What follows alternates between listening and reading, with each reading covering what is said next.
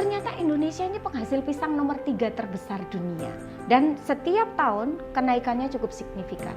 Dan ini saya rasa kalau saya bisnis pisang, artinya saya tidak akan kekurangan bahan baku kan. Apalagi tropis, ini pisang sangat cocok.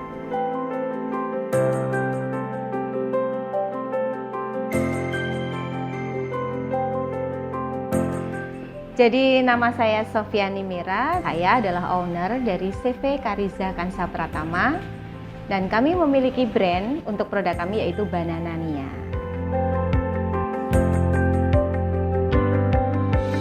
Jadi awalnya sangat tidak terbayangkan karena dulu saya itu selama 25 tahun, jadi sejak sebelum saya menikah sampai punya anak 3 itu saya kerja kantoran, orang bilang.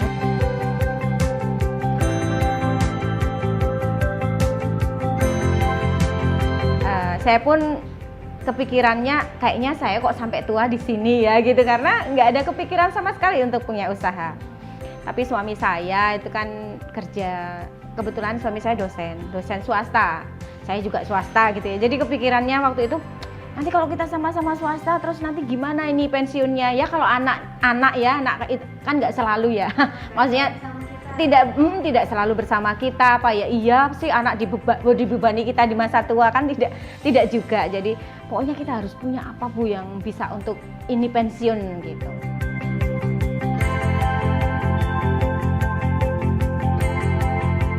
Dari situ, dari obrolan itu saya kepikiran, aduh kayaknya ini saya bisa nih jual sesuatu yang digoreng, karena yang sangat sederhana, yang simple yang saya bisa, tapi yang awet.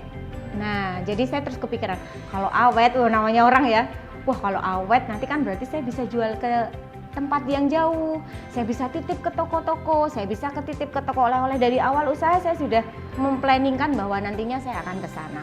Siapa tahu juga next time saya bisa ekspor, begitu dulu. Jadi saya bikin planning itu, pokoknya saya pengennya nanti usaha ini akan begini.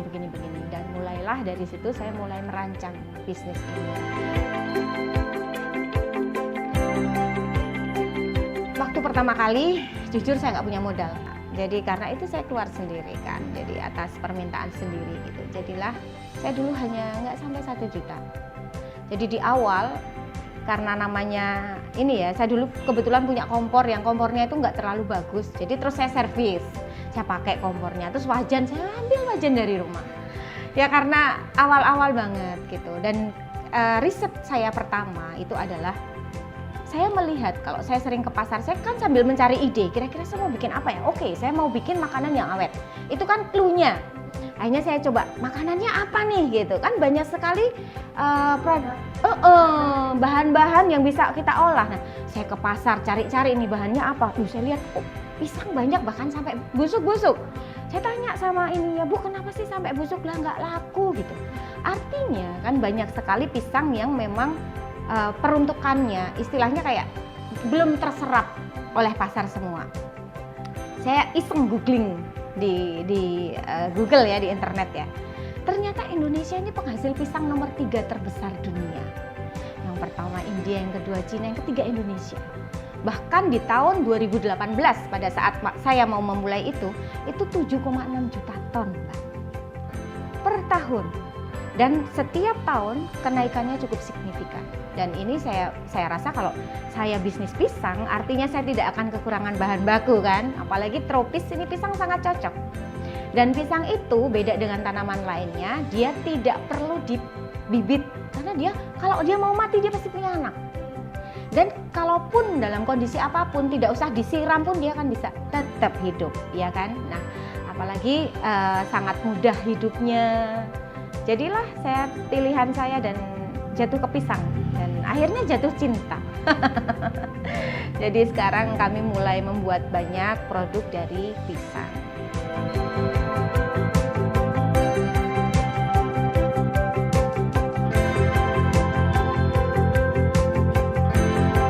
Ya, dulu awal-awal saya hanya bikin satu varian, yaitu keripik pisang coklat.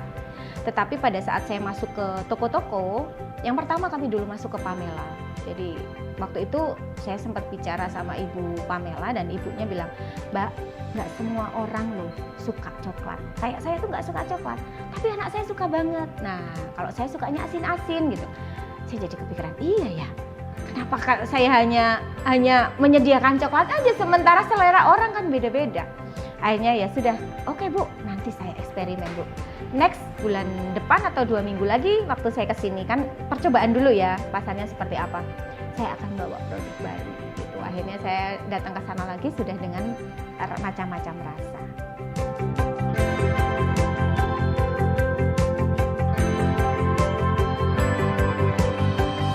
Jadi pertama kali dulu karena saya tidak punya modal, sementara kalau yang namanya konsinyasi itu kan kita titip jual ya Mbak.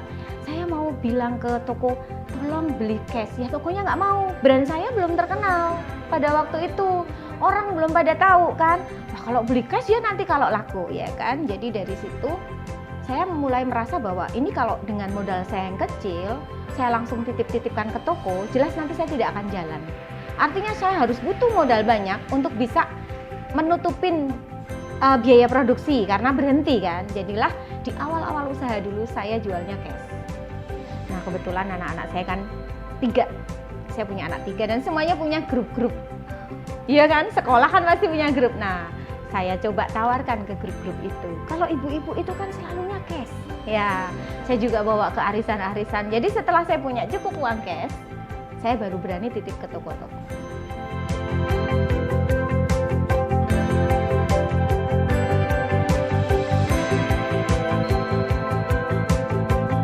Jadi kalau jangkauan pasar kami itu kami sudah punya ini ya reseller di hampir seluruh kota Indonesia. Kami juga sudah bekerja sama dengan 400 mitra, ada toko oleh-oleh, ada supermarket, ada convenience store, ada cafe, ada restoran, ada juga reseller. Kami juga punya reseller dan kami selalu open reseller. Jadi kami juga sudah ekspor juga Mbak, kami ekspor ke Australia, ke Jepang, ke Malaysia, ke Singapura, ke Kanada. Ini minggu depan kami kirim ke Kanada. Dan juga ke Mesir saya juga pernah, dan ini kami sedang menjajaki untuk bayar di Jeddah karena kemarin kami baru saja pulang dari pameran di Jeddah.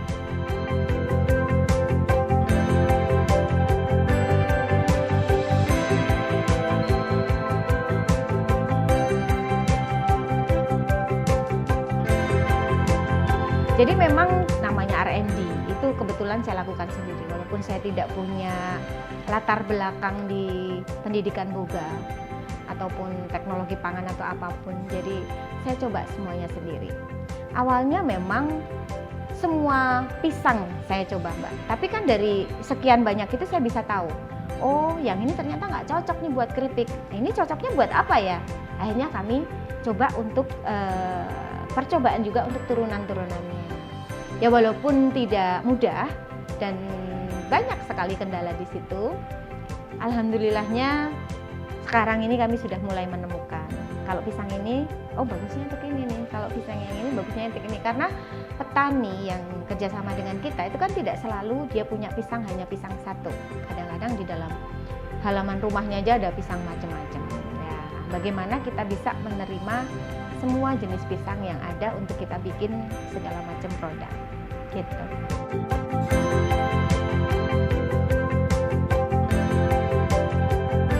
Jadi kita membantu petani lokal. Saya juga selain di DIY, kita juga kerjasama dengan beberapa supplier dari luar DIY. Ada yang dari Majenang, ada yang dari Cilacap, dari Temanggung.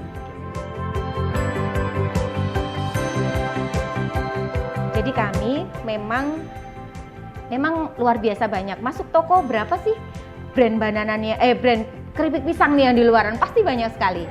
Dulu di awal-awal di tahun 2019, saya memang sebelum saya memutuskan untuk produksi, saya pasti ke toko-toko. Saya lihat kompetitor saya nantinya seberapa sih gitu kan ya Mbak. Dan yang saya temukan pada saat itu adalah kebanyakan brand-brand tersebut masih memakai plastik. plastik dengan stiker, kadang plastik ada kertas di atasnya gitu ya. Nah, pada saat itu saya sudah mulai berpikir kalau saya juga plastik, pasti saya akan sama dengan mereka. Saya tidak ada value-nya. Makanya saya bikin kemasan banananya ini dengan warna yang menarik, yang sesuai dengan rasa.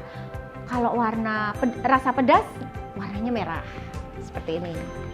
Rasa coklat, warnanya coklat juga gitu. Warna rasa keju, warnanya kuning ya, seperti itu. Jadi kami sudah bikin, jadi dari jauh pun akan terlihat menarik dengan kemasan standing pouch dengan ini. Dan tidak hanya sampai di situ, kami juga perizinan kami lengkap.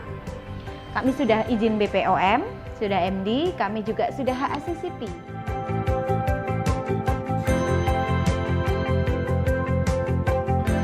Jadi kami ada campaign bahwa kemasan ini dapat digunakan ulang sebagai polybag. Jadi memang karena yang namanya aluminium foil kan kita tahu ya, kita susah terurai. Jadi kami memang ingin mereuse kemasan kami biar untuk ini juga ya, go green.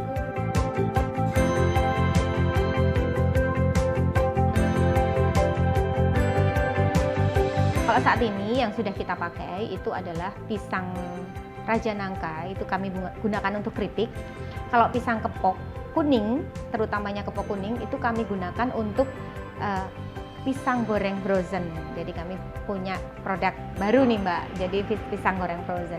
Terus kalau ada pisang uter tuh, pisang uter atau pisang Raja Bandung itu biasanya kurang populer. Karena digunakan untuk buah, dia juga tidak laku. Karena ada isinya, orang kadang nggak mau ya, ada bijinya ini, nggak mau ada bijinya gitu. Itu bisa kami pakai untuk tepung. Terus untuk jenis pisang, beberapa pisang yang lain yang kadang-kadang ini pisang ini nggak laku, misalnya kayak pisang kepok putih yang gede-gede gitu, itu tetap kami bisa bikin. Nanti biasanya kalau kepok putih yang gede-gede itu biasanya kami bikin juga untuk tepung. Karena kami juga selain bikin tepung, kami juga bikin produk dari tepung. Jadi tepungnya kami bikin sendiri, nanti ada produk turunannya.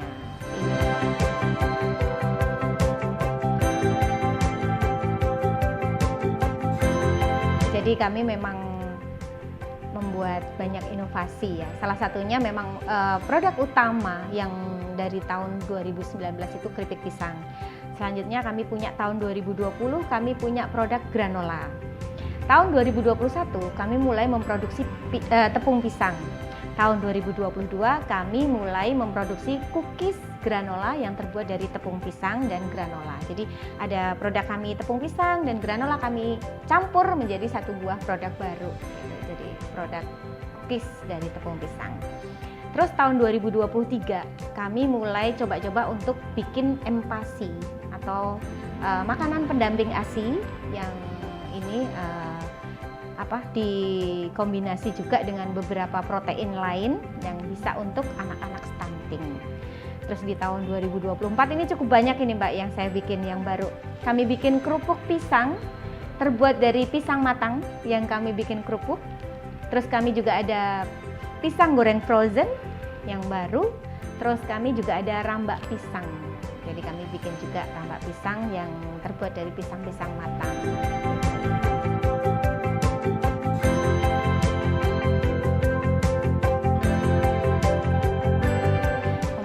Nasional banyak yang sudah saya ikuti. Contohnya saya pernah ikut juga FSI, Food Startup Indonesia.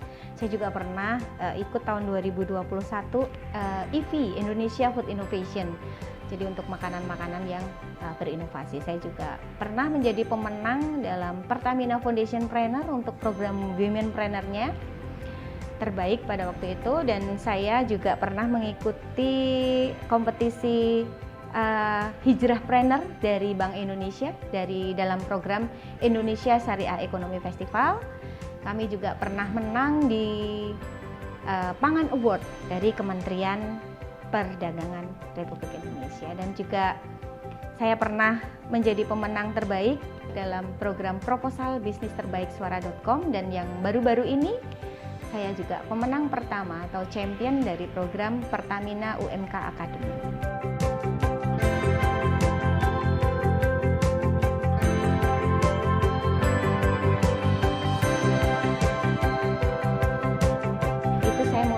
ngirim-kirim ke luar negeri. Dulu awal-awal masih di Singapura sama Malaysia. Walaupun saya pernah mengikuti program Shopee ya, kami kan juga jualan di Shopee Tokopedia. Dulu ada program Shopee Ekspor. Nah, dengan Shopee Ekspor tuh lumayan. Kami dulu sering banyak order dari customer di Malaysia, di Singapura dan di Filipina. Jadi produk kami dulu bisa dilihat di 3 negara itu. Tapi kok saya lihat sekarang sudah tidak ada ya. Mungkin apa ya? Sebetulnya sangat membantu kalau ada program seperti itu.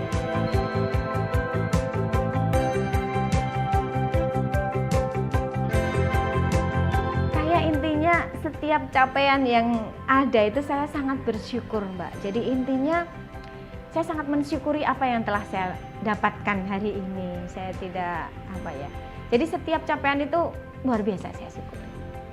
Bahkan hanya misalnya, aduh ini sekarang sudah bisa masuk ke Transmart, itu aja udah, waduh saya udah senang nih, udah beberapa kota nih bisa saya masukin.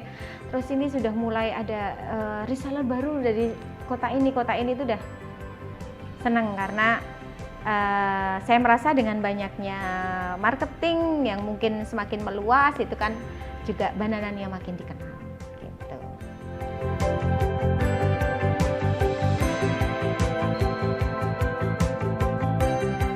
Jadi harapan saya, insya Allah saya ingin Bananania ini tidak berhenti sampai di sini, bisa memberdayakan masyarakat sekitar, dan saya juga ingin Bananania ini menjadi berkat untuk banyak orang, dan untuk pasar ekspor memang saya sangat berharap semoga pasar ekspor Bananania semakin meluas.